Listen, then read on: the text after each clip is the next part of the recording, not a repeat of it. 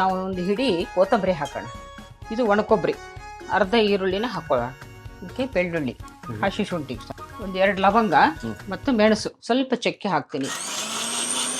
ಇದು 2 ಸ್ಪೂನ್ ಹಾಕಬೇಕು ಧನಿಯಾ ಪುಡಿ.